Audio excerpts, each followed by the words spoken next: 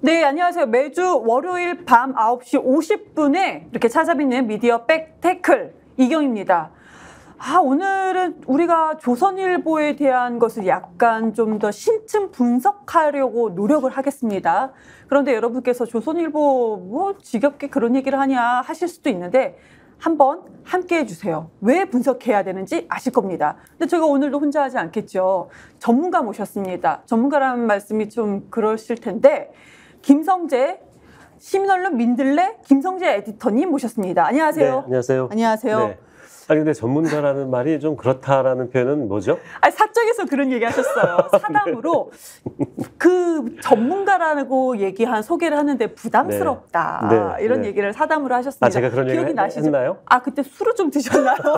네. 좀 술을 드시고 기억은 안 나시나요? 네. 뭐 사실 좀 부담스럽고요. 네. 근데 우리나라의 글쎄 뭐 전문가, 그러니까 미디어 비평의 전문가라고 이렇게 할 만한 네. 그런 뭐 저도 그렇고 워낙 미디어 비평이라는 이 분야가 사실 분명히 존재하는 분야죠. 그러니까 비평이라는 게 왜 문학 비평도 있고 네.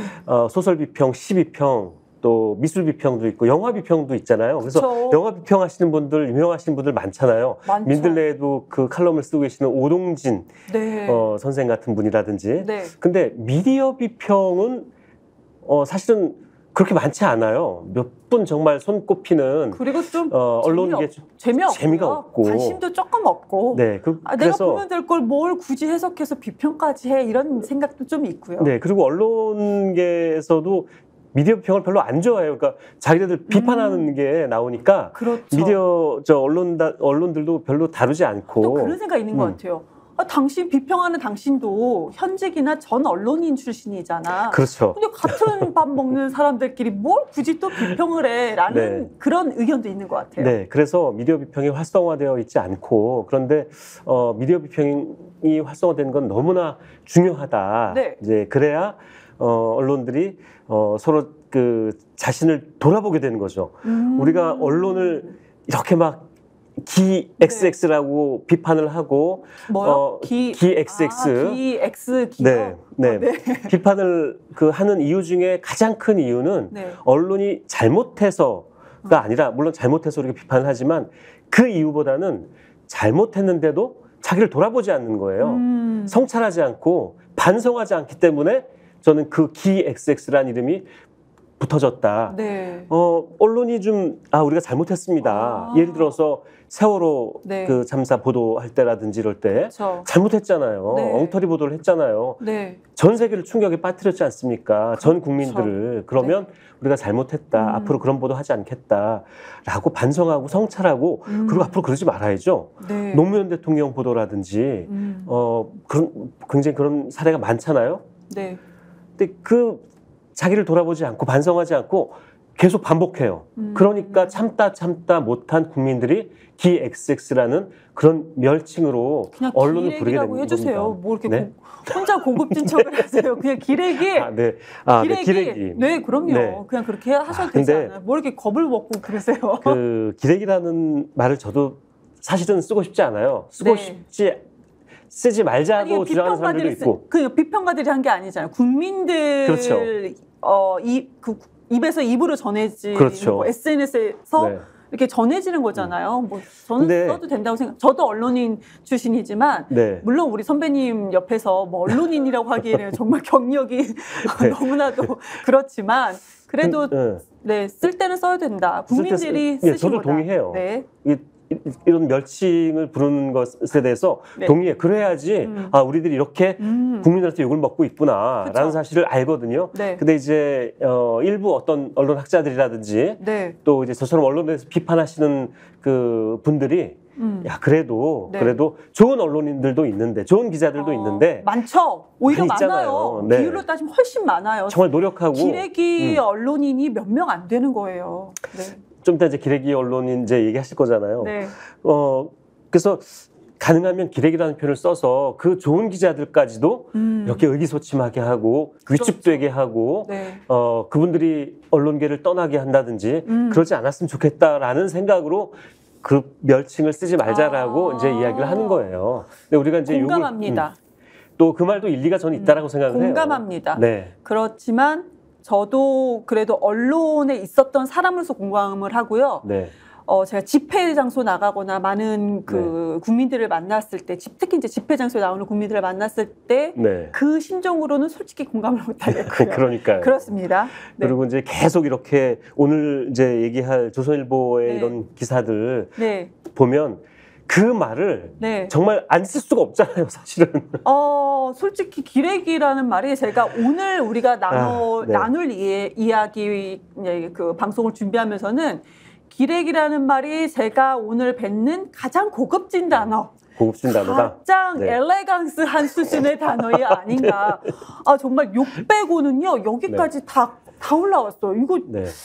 이게 현실인가, 이게 소설인가라는 생각이 들었습니다. 엘레강스, 네, 네, 좋습니다. 네. 엘레강스라는 표현 오늘 아니, 굉장히 그런데요. 엘레강스하네요. 네. 제가 저희 방송을 좀 재밌게 해라. 자꾸 그러셔가지고 제가. 그래서 학원 다니신다면서요? 네? 학원 다니실 생각이 있다면서요? 아니, 스픽스 대표님께서 저한테 아주 심각하게 이경, 내가 그 돈으로 내가 등록을 시켜줄 테니까 네. 이경 개그학원을 좀 등록해봐.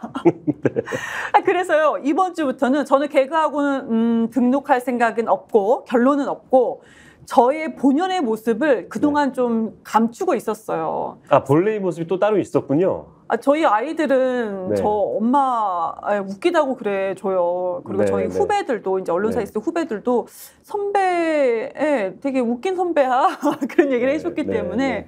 근엄하지 않고 그냥 약간 나사 빠진 저의 본래의 모습, 그냥 아주 평범한 거의 본래의 모습으로 편안하게 네. 나사는 조금 조이고요. 나사 빠진 네. 모습. 약간 좀 편안하게 진행을 해볼까 합니다. 네, 네. 기대하겠습니다. 네, 나사 빠진 모습. 그냥 지금과는 좀 다른 정말로 일상적인 모습으로 한번 해볼까 합니다. 네. 자, 우선 그 얘기를 좀 하셨으면 뭐를요? 좋겠는데요. 지금 오늘이 마침 네. 그 MBC 그거 먼저 하실까요?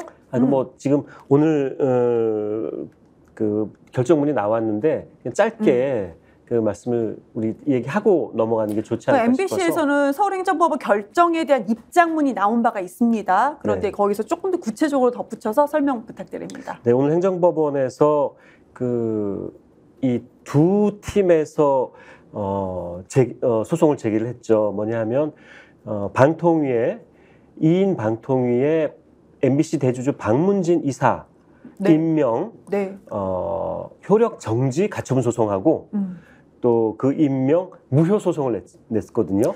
다 아시겠지만 방통위는 5인으로 구성되어 있고 서로 이제 합의제 기구인데 그거를 지금 윤석열 정권의 입맛에 맞는 딸랑 두 사람이 MBC 박문진과 MBC 박문진 이사진, 그러니까 한마디로 아주 간단하게 설명드리면 대표를 확 바꿀 수 있는 이사진들을 MBC 사장을 바꿀 수 있는 그렇죠. MBC 대표를 바꿀 수 있는 그 이사진들을 전부 다 자기네끼리 입맛에 네. 맞게끔 다 바꿔놨다. 네. 근데 이것을 효력정지 가처분 신청, 그러니까 다 네. 정지를 시켜야 그렇죠. 된다. 네. 근데 결론은 어떻게 난 거죠? 그래서 오늘 행정법원에서 그 가처분 소송 결정이 나왔는데 인용을 한 겁니다. 인용을 했다는 거는 받아들인 거예요. 그래서 이분들의 6명 이사들 임명이 지금 일단 그 효력이 정지됐습니다.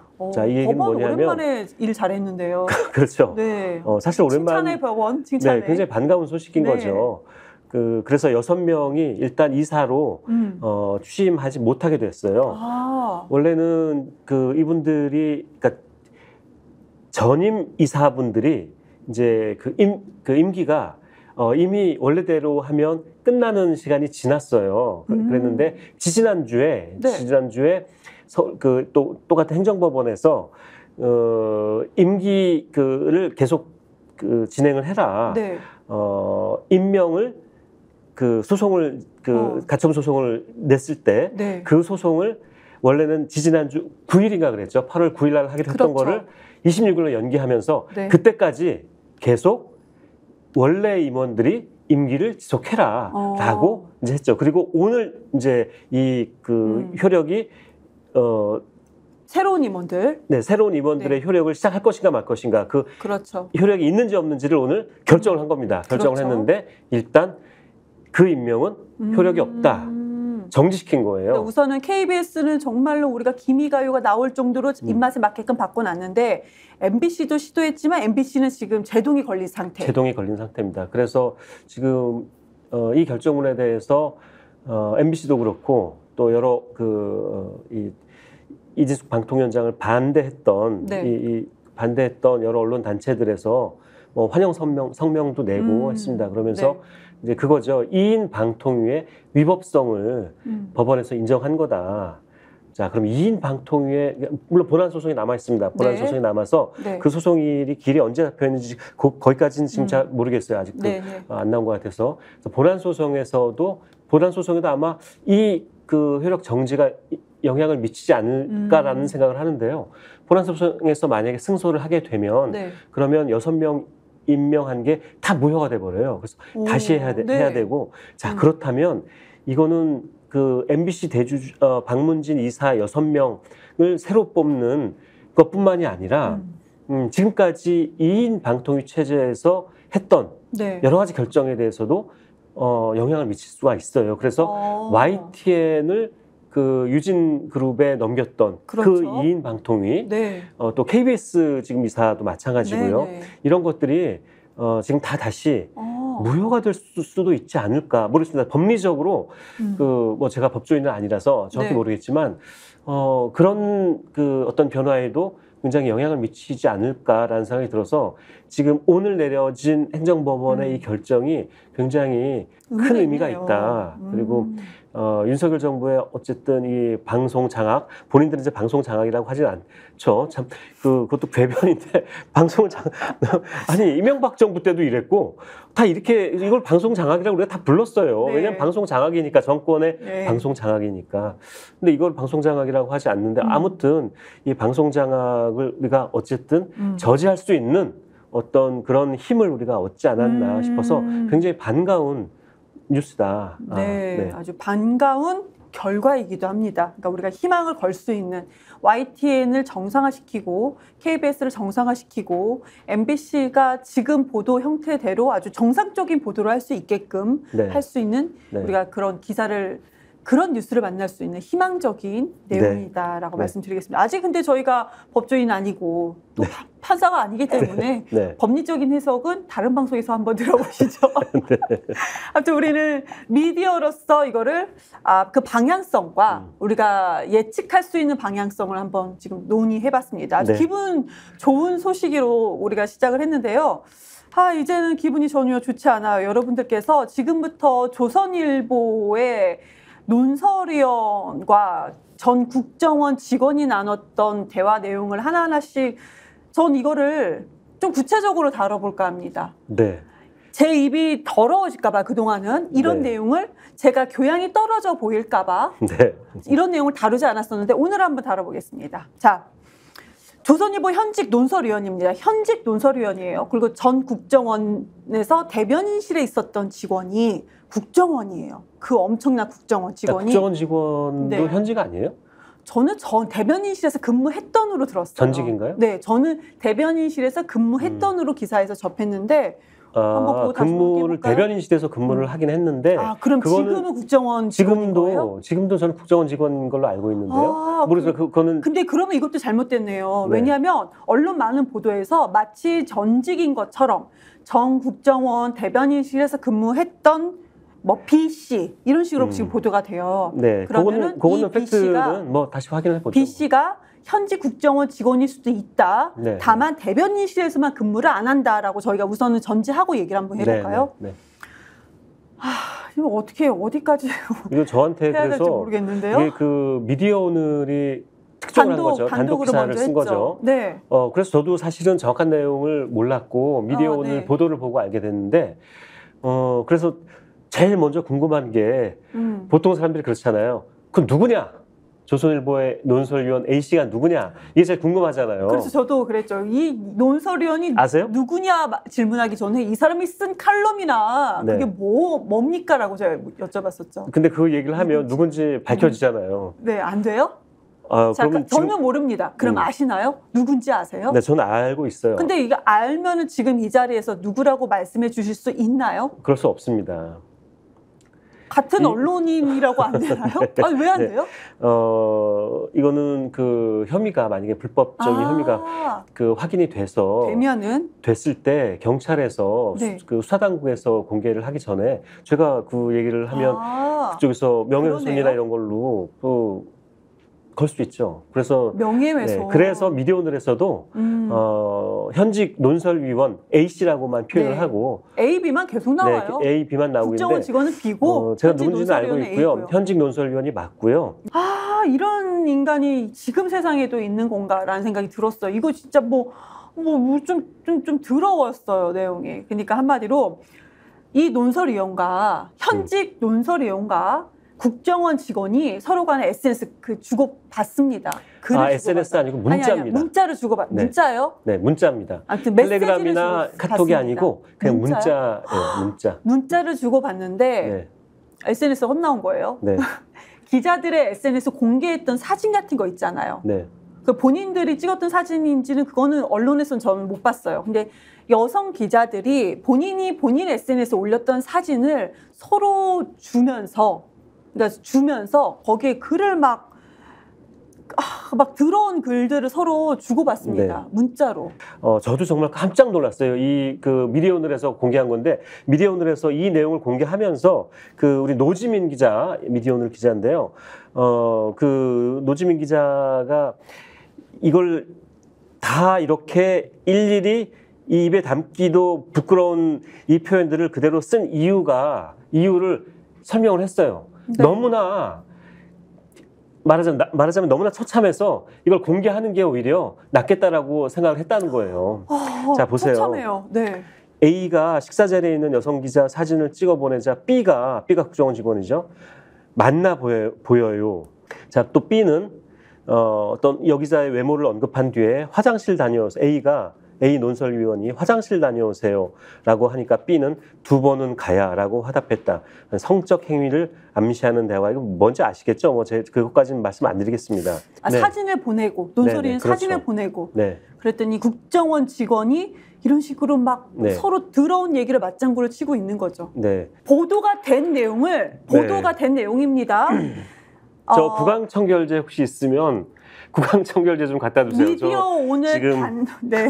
입을 좀 미디어 오늘 단독으로요. 보도가 된 내용. 단독 조선일보 논설위원 국정원 직원 여성 기자 사진 공유하며 성희롱. 이 제목의 기사에 다 나왔던 것을 저희가 전혀 각색하지 않고 그대로 읽어드린 건데 더 많아요. 근데 이만큼만 했어도 정말로 저희 혹시라도 저녁에 야식 드시는 분들은 네. 못 드실 것 같아요. 전 오늘 저녁 야식 못 먹습니다. 네. 자, 이제 이런 게 이제 미디어를 통해서 그 폭로가 된 거죠. 폭로가 됐는데 이제 더 문제는 이거를 조선일보 안에서 어떻게 지금 대처를 하고 있는지 이게 더 안심한 거예요, 사실은. 지금 너무 그 조선일보 국정원 직원도 마찬가지예요. 이거 안 읽어드린 것 중에 하나가 네. 그 기자가 조선일보 논설위원이 여성 기자의 사진, SNS로 자기가 공유한 사진이에요. 그러니까 얼마나 단정하게 나왔겠어. 예쁠 수도 있겠지만 그 사진을 하면서 즐겨하세요. 즐거운 저녁 하세요. 그랬어요. 뭐 거기까지. 근데 국정원 직원이 답변을 뭐라고 했냐면 여리여리하네요. 핥고 싶다. 제정신입니까? 이거 기사에 나온 거예요. 그러니까 국정원 직원도 이 뇌가 이 사람도 쓰레기인 건 마찬가지입니다. 그런데 우선은 국정원 직원은 우리가 여기에서는 비판의 논외를 하고 미디어 백태클이기 때문에 조선일보 쪽에 한번 얘기를 해봐야 될 것 같아요. 네. 조선일보의 현재까지 대응. 조선일보의 그 공식적인 어떤 반응이 나온 건 아니고 정식적인 반응이 안 나온 게 저는 웃깁니다. 네, 그 미디어오늘하고 이제 몇몇 한겨레, 경향, 민중의 소리, 굿모닝 충청인가요? 이런 몇몇 이제 다른 매체에서 미디어오늘 이 특종 기사를 같이 보도를 했죠. 받아서 보도를 했는데 그 다른 기자들이 이제 질문 물어봤을 거 아니에요. 미디어오늘 기자도 물어봤고 조선일보가 이 문제에 대해서 어떻게 대응을 하고 있느냐라고 했더니 진상을 조사 중이다라는 이야기만 하고 그 뒤로 아무런 공식적인 어떤 그 얘기는 지금 없는 상태예요. 그러니까 조선일보가 저는 조선일보 폐간을 외치는 사람입니다. 정치인이지만 폐간을 외쳤던 사람인데 그래요? 많은 사람들이 조선일보 폐간은 어렵지 않아? 이런 네. 얘기를 그러니까 하기도 하세요. 제 주변에서도. 네. 그런데 이 정도로 썩었다면은 계속 우리가 폐간을 외쳐도 되겠다라는 생각이 듭니다. 왜 그러냐면 근데 우리 저 이경님은 앞으로 네. 정치하실 생각이시잖아요. 근데 저는 조선일보하고 이렇게 폐간까지 얘기하면서 세게 이렇게 하시면 그 도움이 안 되실 텐데 제가요. 라고 흔히들 이제 이야기를 권유를 많이 하죠. 그래서 많은 정치인들이 조선일보가 문제가 있다는 걸 알면서도 그렇게 막 심하게 네. 하진 않는데 용기 있으세요 정말. 저 조선일보한테 많이 당했던 일이었어.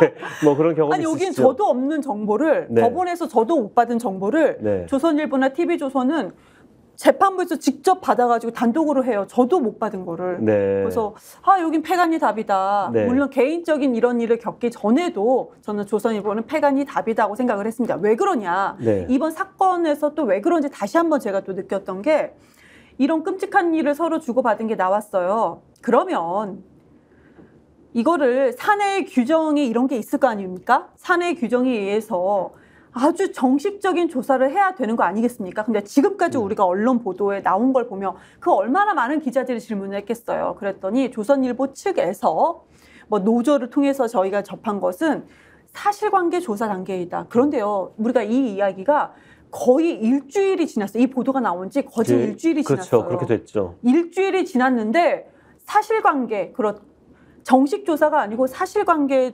정도 조사 중이다. 네.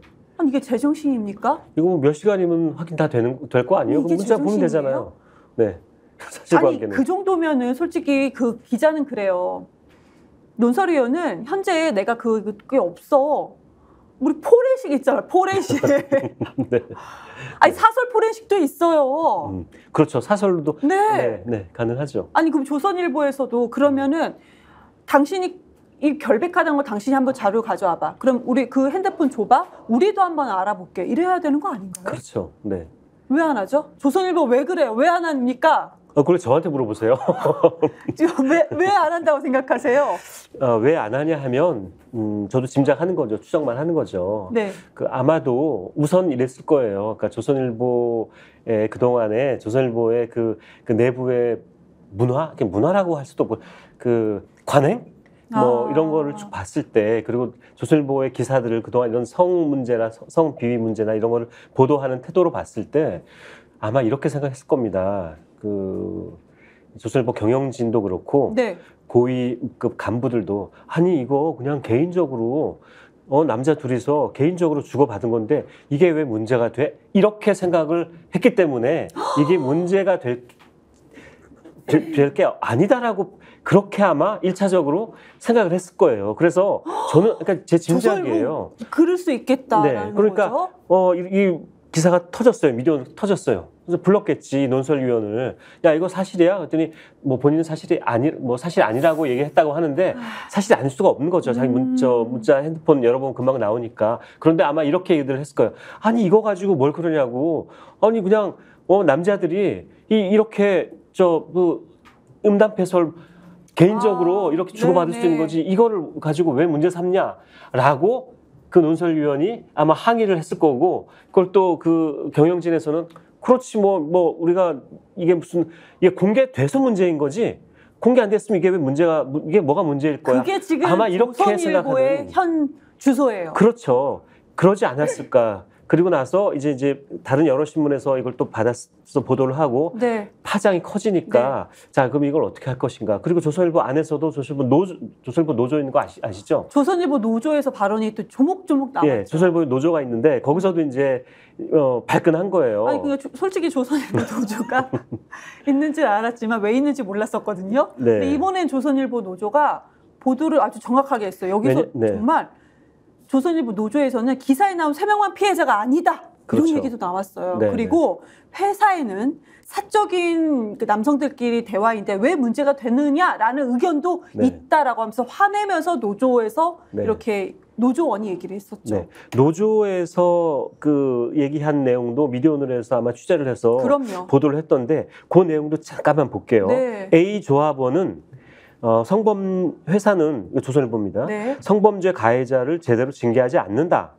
그러면서 여기자들에게 조선일보는 좋지 않은 직장이다. 나아가 유해한 직장이다라고 했다는 거예요. 그러니까 조선일보 직원이 저런 얘기를 한 거잖아요. 아마 이 얘기를 한 것도 조선일보 여기자겠죠. 조선일보 노조라고 했으니까 조선일보 직원입니다. 네, 조합원. 그리고 또 다른 그 조합원은 이런 얘기도 했습니다. 우리 회사에선 강간이나 가슴이나 엉덩이 정도는 만져야 가해자가 겨우 파면될 수 있다. 조선일보가 이렇다는 거예요. 이거 뭐라고 해야 되죠? 뭐라고 네. 할 얘기가 없어요. 그러면서 이런 환멸이 퇴사 결심에 영향을 미쳤다는 답이 90% 이상 나왔고 조선일보 그만두는 여기자들이 퇴사하는 이유 중에 90%가 이런 거다. 그러면서 회사가 성폭력을 조장하는 환경을 만들고 있다라고 했고요. 조선일보 안에서 이런 이야기도 나왔답니다.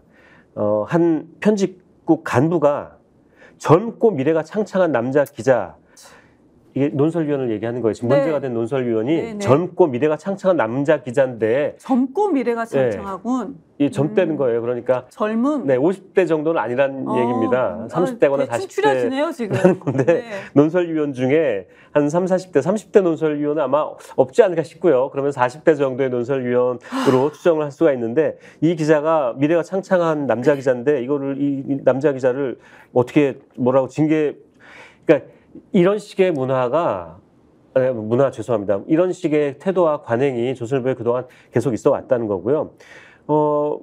다른 또 조합원이 과거 회식 때 데스크가 여성 기자를 상대로 부적절한 행위를 했다.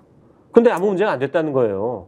그러니까 조선일보에서는 이 논설위원이 이렇게 한 것에 대해서 그렇게 이게 뭐가 문제가 되느냐라고 안에서 생각을 하고 있을 가능성이 굉장히 높다는 거죠. 창창한 이 논설위원이 지금까지 저희가 언론 보도만 통해서 보여진 행태도 정말로 저급해서 저희가 입에 담기도 네. 정말 진짜 버겁고 힘든데요. 그런데 조선일보 이 행태 자체 네.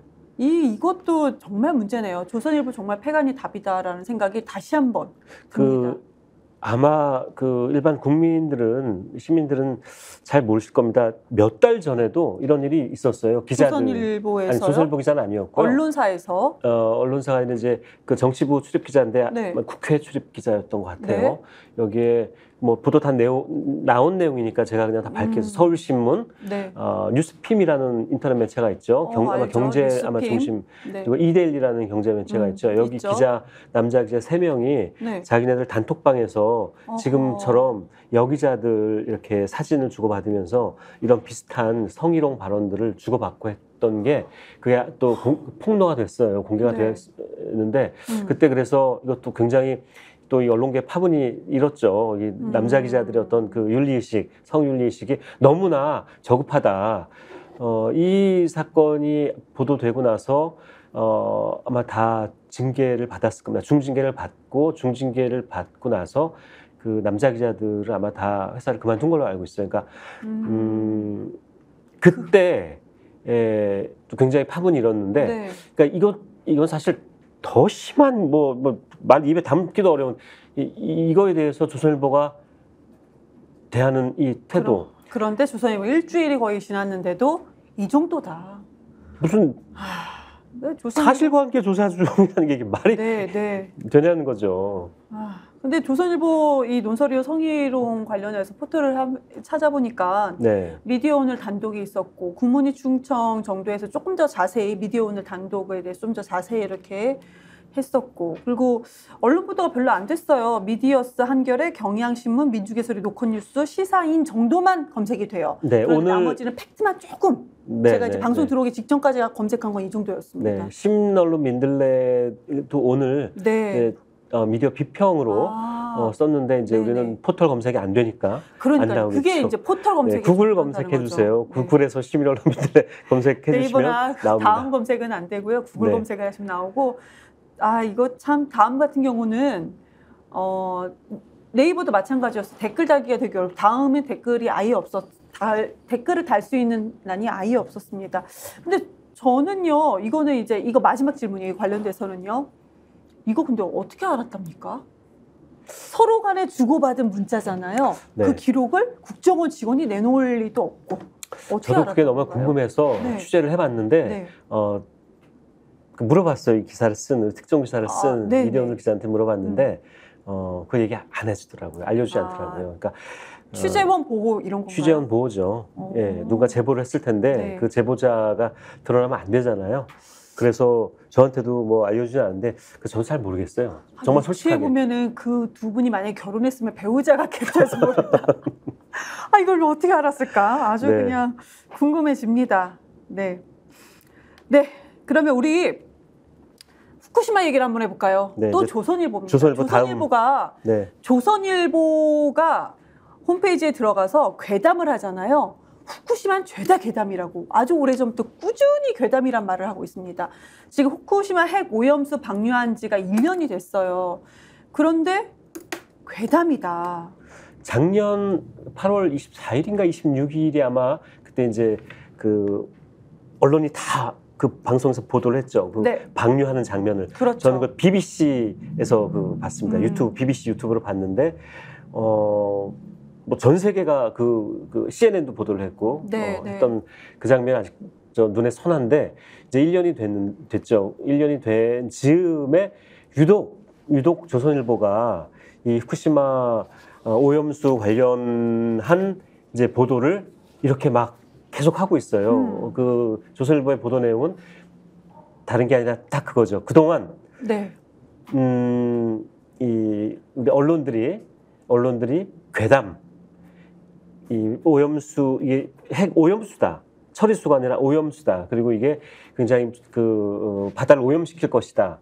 우리에게도 오염수가 와서 그 해양 자원들이 물고기라든지 이런 해양 자원들이 방사능에 오염돼서 우리한테 인체에 나쁜 영향을 미칠 것이다라는 괴담을 그동안 쭉 해왔는데 시민단체와 일부 언론들이 네. 이 괴담에 대해서 사과도 하지 않고 책임도 안 진다라는 이런 정말 얼토당토하는 네. 어처구니 없는 주장들을 조선일보가 최근에 집중적으로 하고 있어요. 아니 그 핵폐수라고 저는 말씀을 드려요. 그러니까 뭐 핵 오염수라고 우리가 이제 좀 약간 좀 다듬어서 말씀을 드리면은 조선일보는 알프스 처리수라는 거를 되게 강조를 많이 했었고요. 알프스 처리수. 네, 조선일보와 일본 기시다 정부가 쓰는 말이죠. 네, 처리수. 뭔가 이렇게 깨끗한 느낌이 들잖아요. 처리된 네. 것 같은. 네, 그리고 알프스를 거기다 붙여서 네. 아주 약자였지만 그걸 붙여서 엄청 깨끗한 물, 본인들이 마치 당장 마셔도 될 것 같은. 네. 그렇지만 정작 일본에서는 농수도 사용하지 않고 네. 이거를 그 바닷가에 방출을 하는 그런 그러니까 오염수입니다. 이 일본 내에서도 이 물 바다에 버리면 안 된다라고 일본 네. 시민사회도 걱정하고 우려하고 비판했던 거거든요. 아니 그렇게 깨끗하면 니네들이 써라. 네. 근데 안 쓰고 버리고 있잖아요. 그런데 조선일보는 무슨 민주당과 좌파 시민단체, 좌파 언론이 이거를 갖다가 아주 왜곡했다. 이건 아주 괴담을 퍼뜨린다. 이런 보도를 계속했습니다. 그리고 핵테러라고 이렇게 괴담을 했다라는 표현도 썼고요. 근데 지금 그것까지는 그래 조선일보가 억지 주장하는 건 그렇다 치자라고 할 텐데 무슨 방사능 기준치에 근접한 검사 결과가 한 건도 없다. 이렇게 뭐 억지 주장도 합니다. 근데 기준치 이하가 아니고 불검출된 수준이다라고 합니다. 근데 일본이요. 30년간 방출할 계획입니다. 네, 무려 30년이나. 30년간 방출. 네. 그것도 일본이 계획대로 잘 돼야 30년이죠. 안 그러면 100년이 넘을 수도 있다라는 얘기가 나오는데 1년 됐는데 왜 조선일보가 마치 왜 일본처럼 이렇게 하고 있죠? 제가 작년에 또 눈에 선하네요. 중국에서는요. 네. 중국 공산당 대변인이 방송에 나와서 그런 얘기 했어요. 우리가 시뮬레이션을 해보니까 네네. 1년 후에 한국 남해 바다로 방류한 그 오염수가 도착한다. 그렇죠. 라는 보도를 했어요. 그래서 우리나라 SBS하고 몇몇 방송들도 MBC랑 몇몇 방송에서 그 중국 대변인이 하는 이야기를 이렇게 받아서 보도를 했던 기억이 나거든요. 근데 우리 윤석열 정부는 뭐 그 기억나실 거예요. 막 저 노량진 수산시장인가 어디 가가지고 그것도 그거 막 드신 분들도 아니, 계시고 그 수조에 기억나시죠? 있는 물을 막 먹었잖아요. 그거 왜 먹어요? 그 약품 탄 거. 네, 저는 그 물 드셨던 분들 공천 못 받았어요. 못 받으셨죠. 전 세계에서 일본의 이 핵 오염수 방류에 동의하고 하는 나라는, 그리고 동의를 넘어서 적극적으로 이렇게 옹호하고 하는 나라는 전 세계에서 일본하고 우리나라 정도밖에 그렇죠. 없는 걸로 알고 있어요. 동남아시아의 여러 나라, 그리고 태평양에 있는 뭐 피지니 이런 여러 나라들도 얼마나 그 반대를 했습니까? 그렇죠. 우리나라밖에 없어요. 그리고 우리나라의 이런 조선일보 같은 다른 신문들도 물론 몇 개 있습니다. 있는데 조선일보는 유독 열심히 이렇게 일본의 입장, 그리고 일본의 입장과 거의 똑같은 윤석열 정부의 입장을 똑같이 이렇게 열심히 이렇게 옹호를 해주고 보도를 하고 있어요. 이해가 안 돼요. 이게 그 최근에 우리 광복절 때도, 우리 지난주에도 그 얘기 많이 했잖아요. 광복절 앞두고 전후로 뭐 친일 관련된 뭐 이런 보도들을 많이 했잖아요. 네. 뭐 KBS만 김미가요 한 게 아니라요. 네. 조선일보가 우리 지난주인가 이 방송에서 아마 했던 것 같은데, 왜 그 일본 가요를 일본 말로 TV에서 부르는 게 뭐가 문제냐, 네. 이런 방송 했었잖아요. 그렇죠. 기억나시죠? 네. 그리고 일본에서는 그 우리 왜 저 교토 국제고등학교에서 그 고시엔 대회에서 우승했잖아요. 네. 동해 바다, 이거를 이제 교가를 우리말로 부르는 그 장면을 보고서 조선일보가 뭐라 그랬냐면은, 아니 일본 방송에서 동해 바다라는 뭐 이런 말을 한국말로 하는 그 교가를 그렇게 불러도 아무 얘기 안 하는데, 왜 우리는 일본 말로 노래 부르는 거를 왜 못 받아들이? 이런 말도 안 되는 얘기를 하는 거예요. 아니 어떻게 우리하고 일본하고 똑같습니까?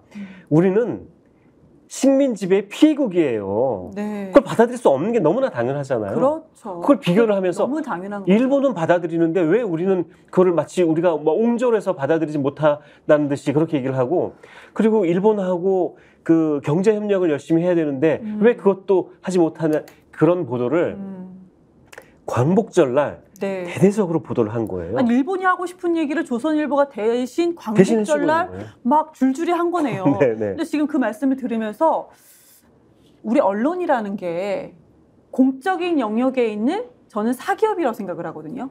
공적인 영역에 있는 사기업이다. 그렇죠. 공영방송 빼고는. 네. 그런데 조선일보가 그러면 유독 그 저희가 밝혀지지 알 수 없는 일본에서 뭔가 광고를 많이 받나요? 이런 생각까지 드네요. 일본에서 광고를 받지는 않죠. 아니 그러니까요. 공식적으로는 받지 않지만 뭔가 받는 건가? 라는 생각이 드네요. 좀 이상합니다. 너무 이상합니다. 그러니까 너무 이상한 거예요. 근데 왜 그렇지라는 답을 우리가 찾을 수는 없는 것 같아요. 왜 찾을 수 없어요? 왜 그렇죠? 조선일보는 그냥 극우 친일 신문인 거예요. 한국에 있는 극우와 친일 세력들이 있잖아요. 이 사람들을 대변하는 신문인 거예요. 그런 극우 친일 신문이 있기 때문에 그렇다. 그냥 이 사람들이 그냥 정체입니다. 아이덴티티예요. 아이덴티티라고요? 그러니까 뭔가 그래야지 자기네들이 이득을 얻는다라고 생각을 하고 그렇게 지금까지 쭉 해왔기 때문에 그냥 그 사람들이 그냥 그 본색인 거예요. 원래 얼굴인 거예요. 그래서 그런가요? 그러니까 수산물 안전성 검사를 지금 윤석열 정권에서 했는지 안 했는지 모르겠지만 조선일보는 했다고 계속 합니다. 그래서 4만 회 이상 실시를 했다라고 합니다. 그런데 여기에 지금 1조 원이 넘는 1조 5천억 원이 돈이 예산이 들어갔대요. 조선일보가 나랏돈 투입했다라고 얘기하는데 하면서 안 나가도 될 돈이 나갔지 않냐. 자, 검사했더니 지금 아무것도 검출이 아주 불검출 정도 수준으로 나왔다. 야, 안 나가도 되는 돈이 나갔다. 이렇게 얘기를 해요. 그 얘기를 일본한테 해야지. 기시다 정부한테 해야지. 그렇죠. 윤석열 대통령이, 윤석열 씨가 기시다 씨를 만나서 둘이 만난 자리에서 야, 당신들 때문에 우리가 안 쓸 돈을 쓰고 있잖아. 이렇게 얘기를 해야지. 이걸 왜 어디다 대고 이런 얘기를 하는 거예요? 아니, 저는 이렇게 접근을 했어요. 지금 후쿠시마 원전 앞에서는 세슘이 방사능 물질 세슘이 180배 이상 검출된 게 우리는 확인이 이미 됐어요. 네. 이미 됐죠. 그럼 우리나라 국민을 위해서 정부에서 윤석열 정부라지만 정부에서 이걸 계속 검사하는 거가 아주 당연한 거 아니에요? 그럼요. 그런데 1년 만에 어떤 검사를 어떻게 정확히 했는지도 모르겠어요. 왜냐하면 제 전문가들은 이거를 지금 현재 기술로는 방사능 검출을 전부 다 우리가 파악할 수 없다라는 얘기까지 저는 예전에 많이 들었거든요. 그런데 이거 안 나가도 되는 돈이 나갔다. 그러니까 이거를 검사를 계속해서 했느냐라는 얘기를 하고 있는 거예요.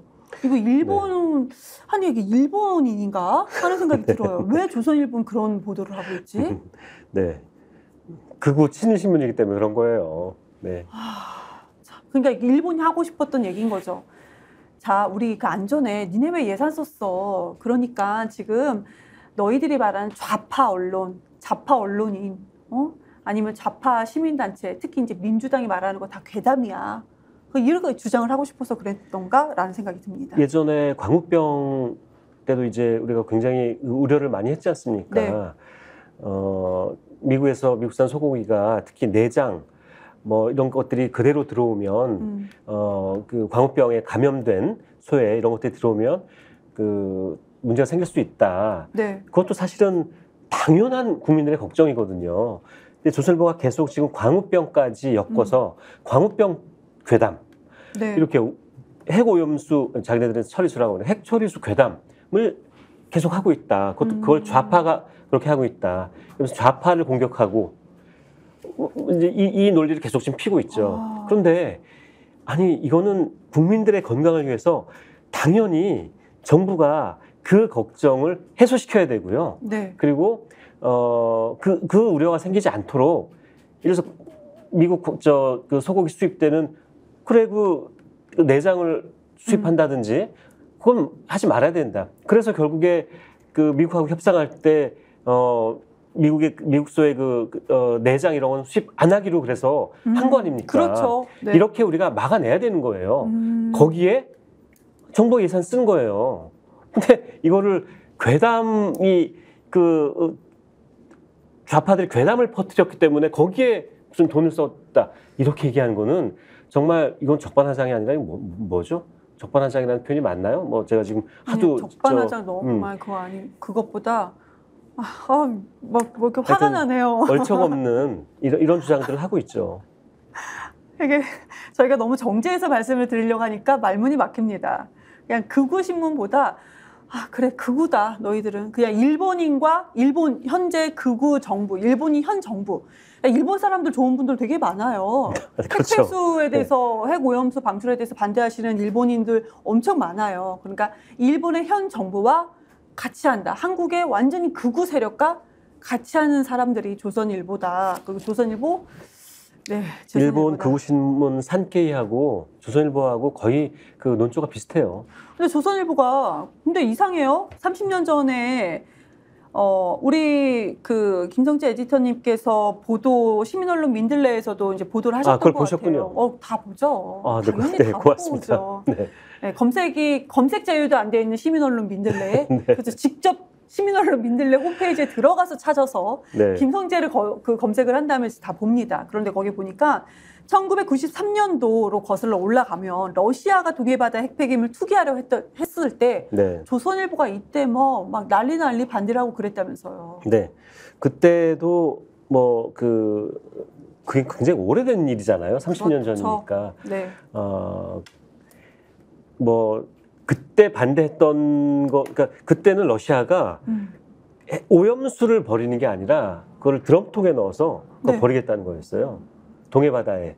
드럼통에 넣어서 그냥 버리겠다고요? 네, 그 핵폐기물을 버리겠다는 거였어요. 핵폐기물 자체를요? 네, 동해바다. 그러니까 일본하고 우리나라 사이죠. 네네. 그때 일본에서 아주 마치 러시아와 앞으로 이 관계를 끊겠다는 정도까지 아주 강도 높게 그 일본이 비난을 했었고 미국과 일본이 같이 막 반대를 했었죠. 비난하고. 네, 그랬죠. 그때 조선일보도 그걸 받아서 비난을 했었는데. 일본 따라했나? 그런 생각도 드네요. 네. 근데 30년 전까지 우리가 거슬러 올라가지 않아도 당장 21년인가요? 21년도. 21년이었죠? 그러니까 21년도에는 그거 반대한다라는 기사를 저도 방송에서 엄청 많이 얘기했었어요. 얘기하셨죠. 그때 문재인 정부였습니다. 네, 맞아요. 문재인 네. 정부는 반대를 했죠. 해서는 안 된다. 그때 조선일보도 또 이 국힘당의 전신이었던 그때 무슨 당이었죠? 새누리당. 새누리당도 네. 새누리당 의원들도 국회에서 막 현수막 들고 네. 일본 핵폐기수 그 방류하는 거 반대한다라고 맞아요. 하면서 왜 문재인 정부는 이거를 적극적으로 그 뜯어말지 못하고 그러니까 있냐 그때 하냐라고. 문재인 정부가 반대를 하는데 더 적극적으로 왜 반대하지 않느냐고 뭐라고 했어요. 그 문재인 정부를 막 공격했지 않습니까? 네. 조선일보도 그랬을 거예요. 그때 더 적극적으로 반대해라. 다 그랬죠. 조중동이 다 그랬어요. 그때 뭐라고 했냐면요. 조선일보가 일본 원전 오염수 방류 결정이라는 기사에서 이렇게 했답니다. 이 정도 규모로 오염수가 방류된 적이 없어 해양 생태계나 주변국의 장기적인 영향이 확실하지 않다. 그러니까 굉장히 불안하다는 거죠. 네. 그게 확실하지 않으니까. 그러면서 이건 동아일보네. 동아일보가 그 안전성에 문제가 없다고 주장하지만 알프스로 처리해도 인체 내부에 피폭을 일으킬 수 있는 삼중소를 걸러내는 것은 불가능하다. 이런 식으로 조중동이 다 그때 특히 조선일보도 굉장히 심했고요. 핵오염수 방류하는 것에 대해서 부정적이고 반대하는 목소리를 불과 2, 3년 전에 이렇게 했었어요. 그러니까 그렇죠. 자기네들도 그때 괴담을 냈던 거예요. 그렇다면 지금 이걸 괴담이라고 좌파들의 괴담이라고 그때 그럼 조선일보 좌파였습니까? 그때 이렇게 반대하는 좌파하고 똑같은 목소리를 이렇게 냈으면 그때 우리가 좌파들하고 똑같은 괴담을 내서 우리가 잘못했다 미안하다 이런 무슨 입장이 바뀌었으면 입장이 왜 바뀌었다라고 설명을 해야 될 거 아니에요. 네. 그런 것에 대해서 이런 방구도 없어요. 맞아요. 그냥 지금 와서 2, 3년 전에 했던 얘기하고 완전히 반대 얘기하면서 완전 반대 얘기죠. 조선일보의 적은 조선일보인 거예요. 조적조. 자기네들이 그렇게 말 바꾸기 예전에 그렇게 해놓고서 지금 와서 그걸 괴담이라고 하는 게 이게 너무 웃기잖아요. 조적조 패간이 답이다. 네, 패간이 답이다. 네, 조선일보 뭐 또 여러 가지가 되게 많은데 우리 그거 한번 얘기해 볼까요? 이번에 얼마 전에 21년도였었죠. 제목 21년도 이거는 정말 팩트만 우선 먼저 말씀을 일부러 드릴게요. 정확하게 21년도 2월 6일 날 제목이 조선일보 보도 제목입니다. 먼저 씻으세요. 성매매 유인의 지갑 털어라는 제목. 이 기사가 절도범행 보도였어요. 여기에 내용은 절도 관련된 거죠. 네. 그런데 이게 이제 일러스트가 들어가잖아요. 사파가 들어가잖아요. 여기에 조죽 대표와 그의 딸 조민 씨 이미지를 지금 나가고 있습니다. 일러스트를 이렇게 사용을 했습니다. 네. 이 기사 내용은 지금 얘기하신 것처럼 절도범들인데 절도를 어떻게 하냐면은 성매매를 할 것처럼 유인을 해서 모텔 같은 데로 유인을 해서 먼저 씻으세요라고 얘기하고선 지갑을 털고 하는 그런 절도범에 관한 기사를 쓴 거예요. 조선일보가 쓰면서 보신 바와 같이 일러스트를 저렇게 넣습니다. 그 아래 일러스트가 조국 당시 이제 장관이었죠. 장관이 이제 사임을 하고 저렇게 그 배당을 메고 그 생일날 케이크를 사가지고 조민 씨 생일이었을 거야 아마. 그 생일 그 케이크를 사가지고 가는 모습을 그 이정현이라는 그 일러스트 작가가 그린 겁니다. 네, 뒷모습을 사진을 저렇게 그림으로 뒷모습을 그린 거고 그 오른쪽에 아까 보여드렸던 거는 조민 씨가 이렇게 전화 통화를 하고 그 아마 법정에 나가는 장면 사진이 언론에 보도된 건데 이 그림을 그대로 일러스트에 넣어서 마치 조민 씨와 조국 지금 대표가 진짜. 이 사건과 연관이 있는 것처럼 이렇게 오해를 불러일으키는 그런 그림을 넣은 거죠.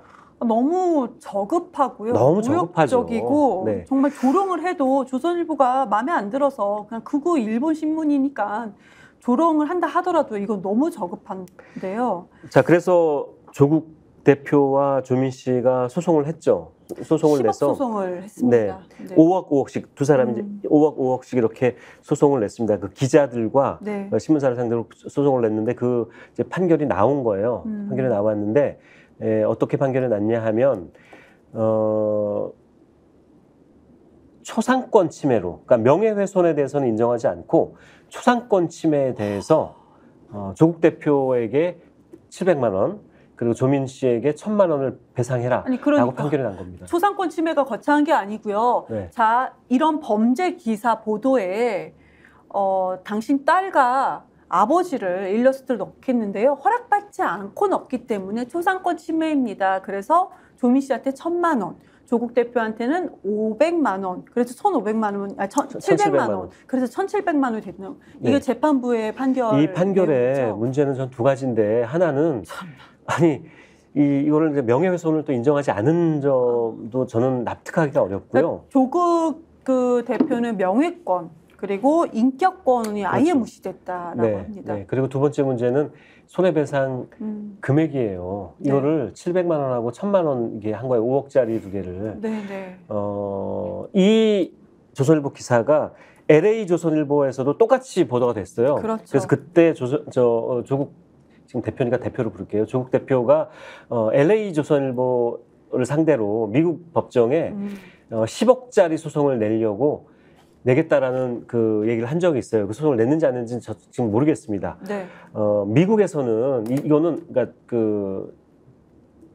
이거는 그냥 거의 회사 문 닫을 수 있게 이게 다 인정이 되거든요. 이 정도 금액에 이 그러니까 10억이 아니라요. 이 10억이 정도면 아니라 회사 문을 닫아야 되는 닫게 거잖아요. 만드는 그러니까 1억 달러, 네. 1억 달러 소송을 그러면 1,000억이잖아요. 네. 1,000억 소송을 내겠다라고 얘기를 한 적이 있어요. 네. 근데 어쨌든 뭐 미국 LA 그 조선일보에 대해서는 어떻게 됐는지 정확히는 잘 모르겠는데 지금 우리나라에서는 5억에서 10억 소송을 냈는데 1억 7천이 1,700만 원 받은 거예요. 이거는 말이 안 되죠. 그래서 제가 지금 하려고 하는 얘기는 뭐냐면 바로 이거예요. 우리나라 그 언론 보도에 대해서 어떤 그 극심한 정신적인 피해를 입거나 네.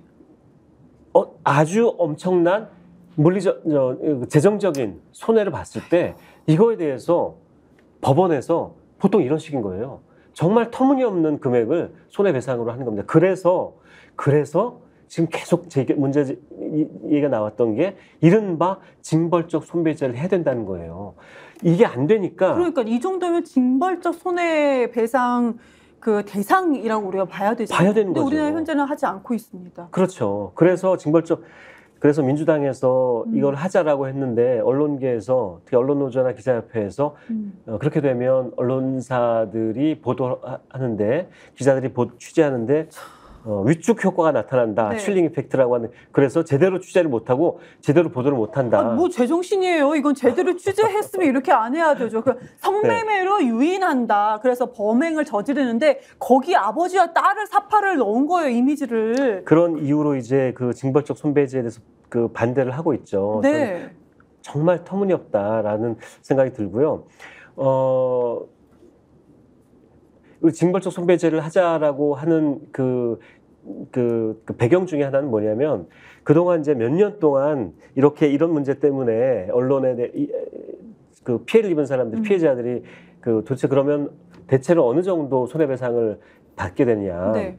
봤더니 평균이 500만 원이에요. 겨우 이것 때문에 500만 원이요? 정말 회사가 망하거나 또는 자기 씻을 수 없는, 돌이킬 수 없는 피해를 아니, 입었는데도 그것도 승소를 했을 때 500만 원 받는 거잖아요. 그렇죠. 그 승소도 대체로 근데 잘 손해배상 못해요. 언론 대상으로 네. 내가 언론 대상으로 국민이 내가 손해배상 신고를 소송을 걸었습니다. 그 승소율이 어느 정도나 돼요? 한 30% 정도 30%요? 예, 밖에 안 돼요? 저는 알고 있는데요. 그러니까 대체로 못 이겨요. 이길 수가 없어요. 왜냐하면 이겼다 하더라도 네. 500. 법원에서는 500 정도? 그러니까 법원에서는 이런 일단 언론중재위를 가져가죠. 언론중재위에 이제 가면은 언론중재위에서 거기 이제 판사들이나 그러니까 법조인들이나 전직 언론인들이 이제 언론중재위원으로 참여를 하는데 이분들이 대체로 언론사 편을 손을 많이 들었습니다. 그래서 야, 웬만하면 그냥 서로 그래 그 정정보도 내고 끝내라 이런 식으로 해요. 근데 실제로 정정보도나 뭐 사과보도 같은 거는 찾아보기엔 또 어려운 것 같습니다. 그런 거 이제 그 언론중재위에서 야, 정정보도 내세요라고 하면 정정보도를 내긴 내죠. 요만하게 조그맣게 그렇죠. 1단으로 내죠. 그걸로 끝이에요. 구석이 조그맣게요. 조그맣게. 아니 이렇게 표현을 이렇게 요만하게라고 이렇게 표현해 주셨는데 정말 실제 사이즈가 요만하게 1단으로 정말 요만하게. 네요. 네. 그리고 끝이에요. 그러니까 이 사람은 끝이에요? 이미 사회적으로 매장이 되거나 온 동네방네 자기 아는 사람들한테 다 파렴치범이나 이런 걸 소문이 다 나잖아요. 네. 근데 1단짜리 그 누가 그 기사를 봅니까? 그랬던 사례가 과거에 몇 개가 있어요. 제가 그 몇 개만 최근에 조선일보 사례만 네. 말씀드릴게요. 과거에 그 쿠팡 노조가 네. 이게 3년 전, 2022년 정도로 제가 알고 있는데 2022년 6월 달에 네. 조선일보하고 한국경제신문사입니다. 쿠팡 노조가 네. 본사를 점검하고 술판을 벌였다라는 기사가 난 적이 있어요. 술판. 네, 그러면서 사진도 나왔어요. 그럼 노조가 되게 비판적으로 국민들이 보게끔 보도가 된 거네요. 그렇죠. 그때가 이제 윤석열 정부가 출범한 지 얼마 안 됐었고 윤석열 정부와 조선일보가 네. 어떻게 대대적으로 보도를 했냐면은 네. 건폭 들어보셨죠? 건폭 네, 노조. 네. 그리고 노조가 그러니까 민주노총이죠. 네. 민주노총이 이 노조 현장 그 파업 현장이나 시위 현장에서 술판을 벌이고 깽판을 치고 네. 이런다라는 이야기들을 막 하고 있을 때였어요. 조선일보가 그렇죠. 그런 보도를 막 했을 막 때였어요. 보도를 하니까 저도 그 보도만 봤을 때 사실인가 하는 그렇죠. 생각이 들었죠. 예. 저도. 그러니까 노조원들이 시위 현장에서 막 술 마시고 술 냄새 풍기고 그러니까 사람들이 그 뉴스를 접하면 이분들은 이 노조 민주노총 이분들은 막 아주 그 불결하고 막 이런 이제 이미지를 갖게 되는 거죠. 그런 이미지를 만들려고 그런 보도를 많이 한 거예요. 네. 지금 아까 말씀드린 쿠팡 노조도 마찬가지입니다. 네. 그래서 사진까지 실었어요. 사진에 네. 이렇게 자리를 펴놓고 돗자리를 펴놓고 노조원들이 이렇게 컵을 이렇게 갖다 놓고 네. 이렇게 뭐 술병으로 보이는 그런 물병을 갖다 놓고 있는 장면을 이제 보도를 한 거예요. 네. 근데 나중에 확인을 해보니 이거는 술이 아니라 물이었다, 음료수였다, 커피였다. 네. 이제 이게 밝혀진 거죠. 네. 그래서 이 노조에서 쿠팡 노조하고 민주노총이 소송을 한 겁니다. 그래서 받아들여진 거예요. 받아들여졌는데 조선일보하고 한국경제신문이 그래서 결국 한 2년 후에 정정 보도를 이제 내게 됐고 정정 보도를 내라고 법원에서 그렇게 판결을 했거든요. 그랬더니 네. 마지못해서 2년 뒤에 정정 보도를 냈고 그리고 2년 뒤에요. 배상을 해라라고. 그 2년 동안 그 노조원들은 참 네, 배상 금액이 얼마였냐면은 100만 원에서 500만 원 사이였어요. 그 이미 2년 동안 노조원들은 본인의 일상적인 삶이 많이 무너졌을 거예요. 그렇죠. 비판도 엄청 났을 거고요. 이미 쿠팡 노조는 네. 파업 현장에서 술판이나 벌이는 파렴치하고 네. 불결한 이런 노조, 이런 단체, 이런 조직, 이런 사람들로 그렇죠. 다 사람들 이미지가 박힌 거예요. 그 노조가 또 주장하고자 하는 의견들 이런 것들은 완전히 묵살됐을 거고. 그렇죠. 근데 나중에 2년이 지나서 100만 원 네. 배상 이렇게 끝났다는 거잖아요. 그리고 사과문은 올라갔나요? 사과문은 게재는 됐어요. 그런데 조그만하게. 인터넷 뒤에? 매체에 올라왔는데 그걸 네. 누가 보냐고요? 그거 아무도 안 보죠. 2년 동안 정말 악몽 같았을 것 같습니다. 네. 지금 그렇게 따지면은 정말로 더 태간이 답이다. 네, 더 치명적인 케이스가 하나 있었죠. 네. 그것도 한 2년 전에 마찬가지입니다. 그 노조 저 악마화 1분 시킬 때, 노조 악마화 시킬 때 조선일보가 노조원 한 분이 분신 자살한 적 있잖아요.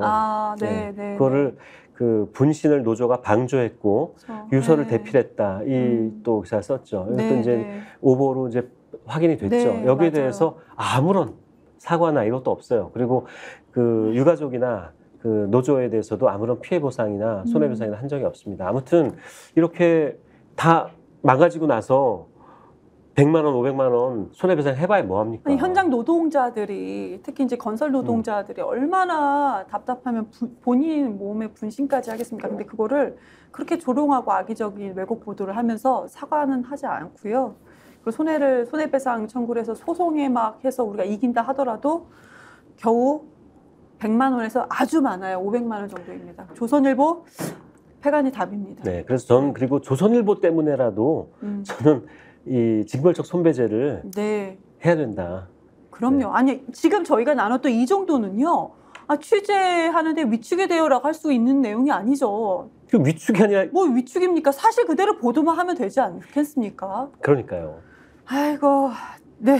시간이 다 돼서 이 징벌적 손배제에 대해서 굉장히 해야 될 일이 많은데 네. 얘기들이 많은데 그건 다음에 한번 또 징벌적 손배제 그 배상 이런 거 관련돼서는 길죠 얘기가. 엄청 길죠. 네, 얘기가 네. 많습니다.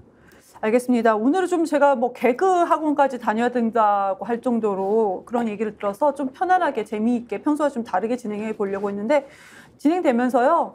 뭐 다큐 되는 거는 비슷했던 것 같아요. 얘기하다 보니까 결국에는 다시 또 다큐로 돌아가시네요. 네. 아무튼 그래도 저희가 꼭 나눠야 될 얘기를 꼭 나눴다라는 생각이 듭니다. 네. 우리 급하게 한번 인사를 해볼까요? 급하게 하는 게 네, 어때요? 급하게. 네, 네. 그럼 다음 주. 네. 다음 주에도 매주 월요일 오후 9시 50분 미디어 백테클 다음 주에 또 뵙겠습니다. 고맙습니다.